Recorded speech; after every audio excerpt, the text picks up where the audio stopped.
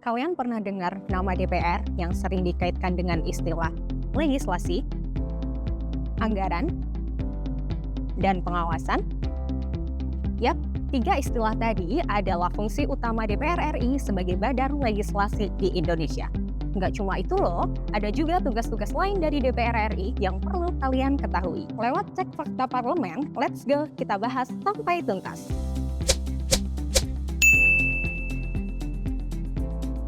Dewan Perwakilan Rakyat Republik Indonesia atau yang kita kenal dengan DPR RI hadir sebagai wujud demokrasi dan sistem check and balance dalam kekuasaan negara. Cara ini dilakukan untuk menghindari kekuasaan terpusat sehingga dibagilah kekuasaan tersebut ke lembaga-lembaga berbeda sesuai dengan peran dan fungsinya.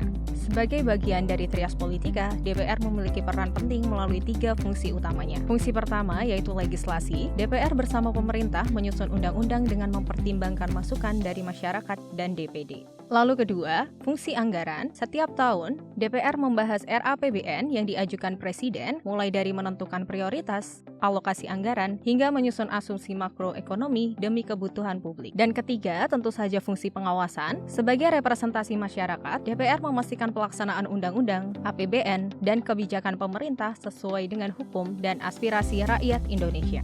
Posisi penting yang juga DPR pegang adalah melaksanakan diplomasi parlemen. Melalui kerjasama internasional ataupun forum-forum global, DPR mendorong kepentingan dan juga memperkuat peran Indonesia di tingkat dunia. Udah mulai kebayangkan gimana DPR bekerja? Melalui ketiga fungsi ini, DPR RI memastikan penyelenggaraan negara berjalan sesuai dengan koridor hukum dan kepentingan rakyat. Up next, kita bakal bahas lebih menyeluruh masing-masing fungsi dan bagaimana tugas DPR berjalan dari hari ke hari. Tetap pantau cek fakta parlemen biar kamu makin tahu dan lebih kenal dekat dengan DPR.